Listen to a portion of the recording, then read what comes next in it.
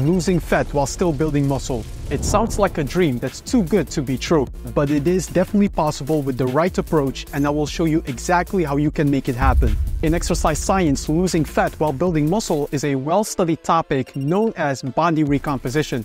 I will use modern science and practical examples from my online coaching clients to show you a clear path to your best progress yet. And be sure to stick around until the end of the video because I have a nice bonus for you. First, let's get rid of this myth that it is impossible to build muscle while losing fat. Muscle growth and fat loss are two separate processes. Muscle growth occurs through a process known as muscle protein synthesis. If your body synthesizes more proteins than you break down in a day, you will gain muscle. While fat loss occurs through a process known as lipolysis, which refers to the breakdown of fatty acids. If you break down more fatty acids than you store in a day, you will lose fat. Because these are separate processes, they can happen simultaneously, and we have good research to back that up. A 2020 research review identified 18 well-designed training studies in which the participants were able to build muscle while losing fat. With a training approach focused on progressive overload, and if you continue maintaining a high protein intake while in a calorie deficit, you can make more muscle growth progress than some people will have you believe.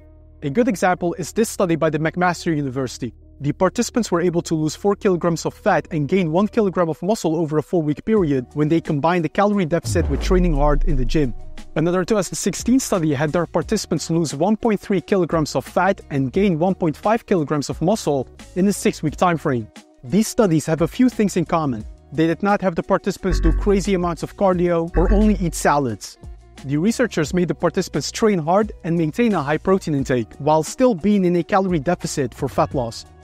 But it is also important to mention the type of individual that can expect to go through a body recomposition, because it is not for everyone. The studies that found it is possible to lose fat while gaining muscle were typically done on individuals that fit into one of these 3 categories. They are overweight individuals, beginner trainees, or someone that is coming back from a training break. An individual that has more body fat, let's say above 20% for males and above 33% for females, has more internal energy reserves to burn in the form of body fat, so you are more likely to have enough energy to build muscle while in a calorie deficit. Someone that is a beginner trainee will experience newbie gains in their first 3 to 6 months of training. During this time, muscle growth happens at a faster rate because your workouts are a novel stimulus to your muscles. So even in a calorie deficit, a beginner trainee can expect to build muscle with the right approach. And finally, someone who stopped training for a while and now gets back in the gym will have muscle memory benefits that will help you regain muscle relatively fast. Research shows that your muscles have an epigenetic memory. So if you stop training for a couple of months and then get back into it, you will regain muscle quickly, even if you are in a calorie deficit to lose body fat. So if you can relate to any of these 3 scenarios of being overweight, a beginner trainee, or someone who comes back from a training break, I have great news. You are about to make some gains while burning fat.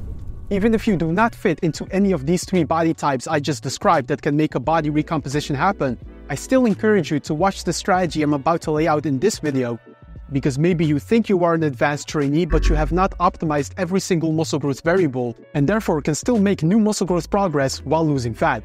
Also, there is interesting research showing that advanced trainees like professional gymnasts can still build some muscle while losing fat when they have the right approach. So let's dive into what a science-based body recomposition approach looks like. Starting with calorie intake. To lose body fat, we always need to be in a calorie deficit, but to build muscle, we also need to consume enough energy in the form of calories to support your training. So we cannot have an aggressive fat loss diet with a low calorie intake and expect muscle growth to happen. What we need is a small calorie deficit that will still help you burn fat, but also gives you enough space in your calories to consume nutritious meals to fuel top strength workouts. We need that balance. Now let's say you typically maintain your body fat percentage whenever you consume around 15 calories per pound of your ideal body weight. So someone that wants to be 170 pounds typically maintains their body fat percentage when they eat around 2,550 calories per day. To lose fat while still giving your body enough energy for hard training sessions and muscle growth, I recommend maintaining a 10% calorie deficit. So in this example where you maintain your body fat at 2,550 calories, have a daily calorie intake of around 2,300 calories to be in that small calorie deficit that allows a body recomposition to occur. Essentially, take your maintenance calories, which for most people will be around 15 calories per pound of their goal body weight, subtract 10% from that, and you have a good calorie intake for your body recomposition. Now, I must mention that this body recomposition is not a fast process. A 10% calorie deficit is a small calorie deficit, so your fat loss progress will be on the slower side. But that is the point. Losing fat slowly allows you to continue training hard and have enough energy to also make muscle growth happen.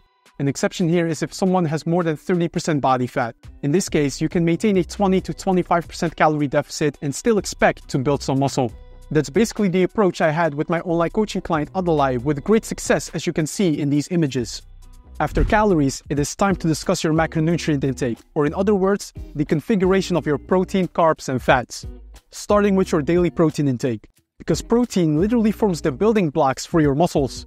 The most extensive meta-analysis of 49 studies on protein intake and muscle growth found that you need at least 0.7 grams per pound of your goal body weight in protein to maximize muscle growth. So the first thing you need to get right in your macronutrients is making sure you at least hit 0.7 grams per pound of your goal weight on a daily basis. The 0.7 gram per pound target is a minimum. Feel free to go up all the way to around 1 gram per pound of your goal body weight if that suits your preferences better. I am just giving you the science. You do not need a ton of protein. At 0.7 grams per pound, your muscles will be safe and sound. Let's also make sure that your fat intake is in check. Some people are scared to eat dietary fats because they think that eating fat will actually make them fat, but you need dietary fats for proper hormonal health. This study found that a low-fat intake directly lowers your testosterone levels, which impacts your ability to build muscle and lose fat. Allocate between 20 to 35% of your daily calorie intake to dietary fats, as recommended by the American College of Sports Medicine. The remainder of your calories, allocate them to carbohydrates. Also with your carbs, you do not want to be overly restrictive. Carbohydrates influence your resistance training performance, and we need good performance to build muscle. Do not believe the hype that you need to cut carbs to lose body fat. As showcased in this study, you can clearly still lose body fat while eating carbs as long as you are in that calorie deficit. So have at least 0.7 grams per pound of your body weight in protein, keep fats between 20 to 35% of your daily calorie intake, and have the remainder of your calories come from carbohydrates. And now it's time to discuss your training in the body recomposition phase.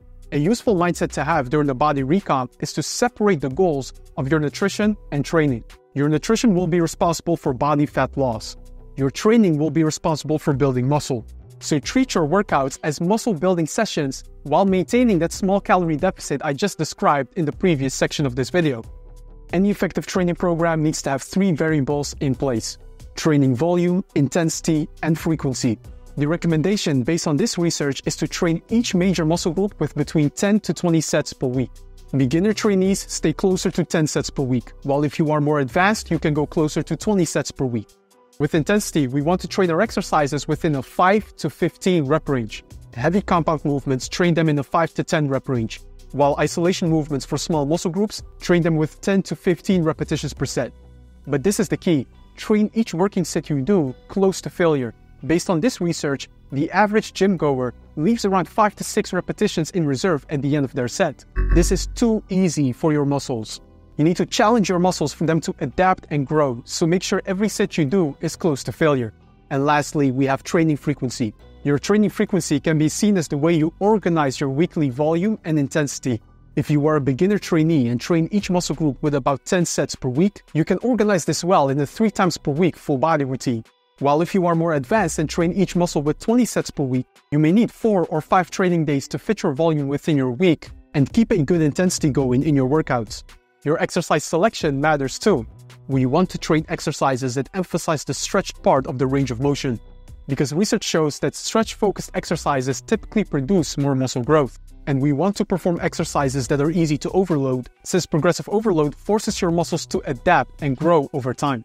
So if we train each muscle with 10 to 20 sets per week, take each set close to failure, organize these workouts into 3 to 5 weekly training days, and have effective exercise selection, you will have a great body recomposition training plan on your hands. In a minute, I will show you a clear example of such a training plan.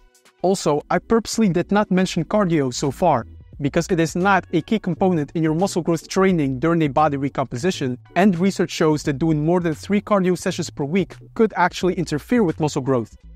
Now, for general heart health purposes, I still recommend you do about 1 cardio session per week, something to get your heart rate elevated and get the health benefits. Do you need more activity in your week to burn more calories? Kick up your daily step count.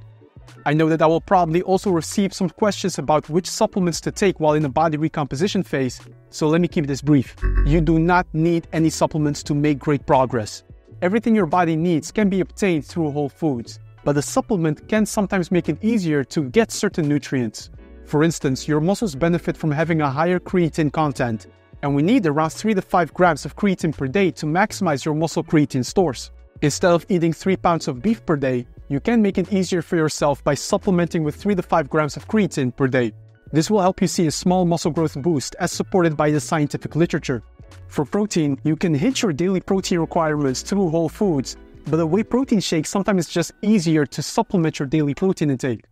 And lastly, if you train in the mornings or early afternoon, having caffeine can help you feel more energized in your workouts. So for supplements, creatine, whey protein, caffeine, that's what I personally use. And during the winter months, I may also take vitamin D, just because I live in the Netherlands and during the winter months we don't get a lot of sunlight. But other than that, do not get distracted by all the supplement ads you see online.